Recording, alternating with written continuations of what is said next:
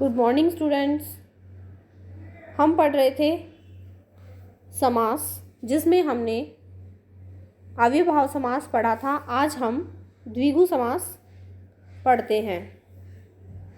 द्विगु समास, इसमें पूर्व पद संख्यावाची तथा उत्तर पद संज्ञावाचक होता है, वह द्विगु समास कहलाता है।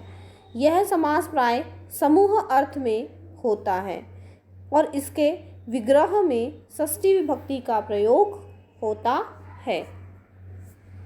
अभी हम इसके उदाहरण देखते हैं। सप्तदिनम, सप्तानाम दीनानाम समाहारः इति। उसके बाद है पंचपात्रम, पंचानाम पात्राणाम समाहारः।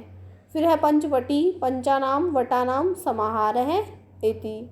त्रिलोकी, त्रयाणाम लोकानाम समाहारः इति। ये हुआ हमारा द्विगु समास। इसमें आपको इतना ध्यान रखना है कि इसमें जो पहला पद होता है वो हमेशा संख्यावाची होता है, ठीक है।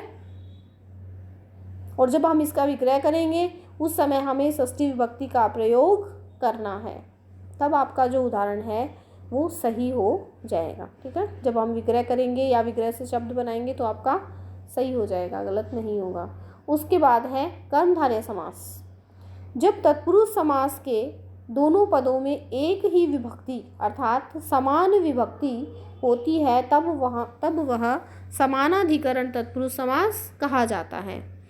इसी समास को कर्मधारय नाम से जाना जाता है, ठीक है। कर्मधारय समास है वो दो प्रकार का होता है, एक तो विशेषण विशेष्य कर्मधारय और अगला उपमान उपमेय।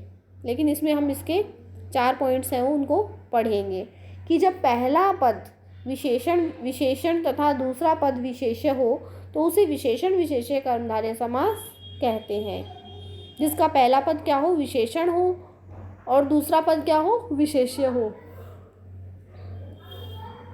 उसे विशेषण विशेष्य कर्मधारय समास कहते हैं। विग्रह में दोनों में विभक्ति है वो समान होती है।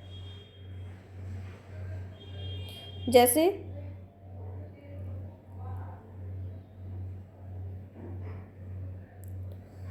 नीलोत्पलम, नीलम उत्पलम इति, महापुरुषः, महान पुरुषः इति।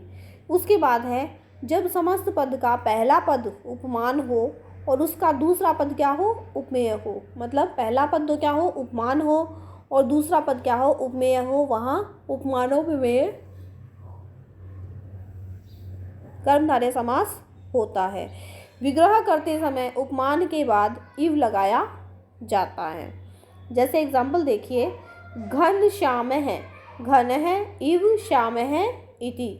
उसके बाद है चंद्रमुखम, चंद्रः इव मुखम इति। इस प्रकार इन दो समास है, द्विगु और कर्मधारय के हमने 2 पॉइंट पढ़े हैं। यहाँ तक आप इसे अच्छे से डू करेंगे और लर्न करेंगे, ठीक है। लिखेंगे भी और साथ में याद भी करेंगे। Thank you.